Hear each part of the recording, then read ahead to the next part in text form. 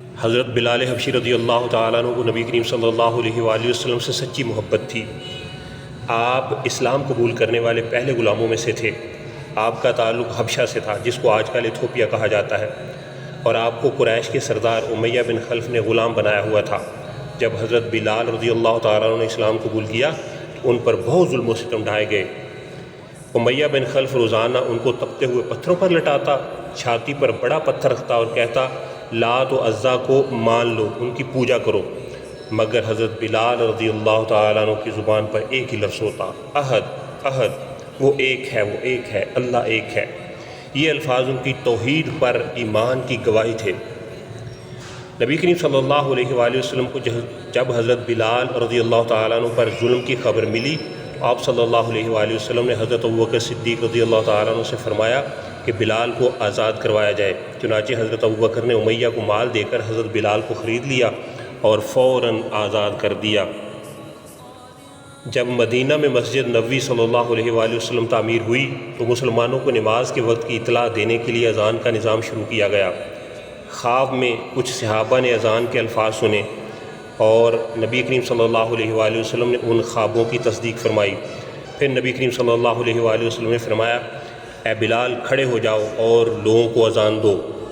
چنانچہ حضرت بلال پہلے مؤذن اسلام بنے اور ان کی آواز میں وہ اثر تھا کہ دل کانپ اٹھے۔ نبی کریم صلی اللہ علیہ وآلہ وسلم کے وفات کے بعد حضرت بلال حبشی رضی اللہ تعالیٰ عنہ کا کیا حال تھا، ذرا ملاحظہ کریں۔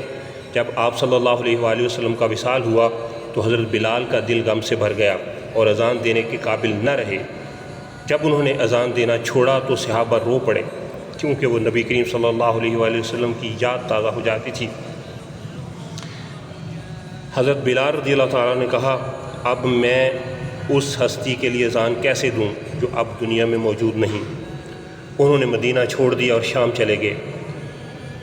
روایت ہے کہ ایک رات حضرت بلال رضی اللہ تعالیٰ نے خواب میں نبی کریم صلی اللہ علیہ وآلہ وسلم کو دیکھا۔ نبی صلی اللہ علیہ وآلہ وسلم نے فرمایا اے بلال یہ کیا بے وفائی ہے، تم ہمیں ملنے نہیں آتے۔ حضرت بلال فوراً مدینہ واپس آئے۔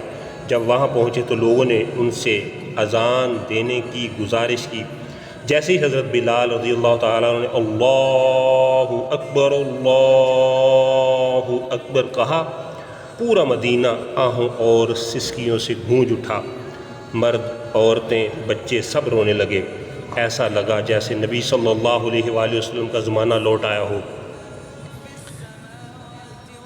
حضرت بلال حبشی رضی اللہ تعالیٰ عنہ اور نبی کریم صلی اللہ علیہ وآلہ وسلم کی محبت کی یہ کہانی محض ایک صحابی اور نبی کی محبت نہیں، بلکہ یہ ایمان، وفاداری اور قربانی کی عظیم مثال ہے۔ حضرت بلال حبشی رضی اللہ تعالیٰ عنہ کو جنت کی خوشخبری بھی دی گئی۔ نبی کریم صلی اللہ علیہ وآلہ وسلم نے فرمایا اے بلال میں نے جنت میں تیرے قدموں کی آہٹ سنی ہے۔ یہ صحیح مسلم کی حدیث نمبر 2458 ہے۔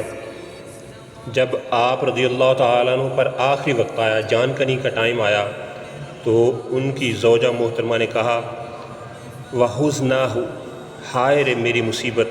تو حضرت بلال رضی اللہ تعالیٰ عنہ نے آنکھیں کھولیں اور تڑپ کر فرمایا واہ رے میری خوشی۔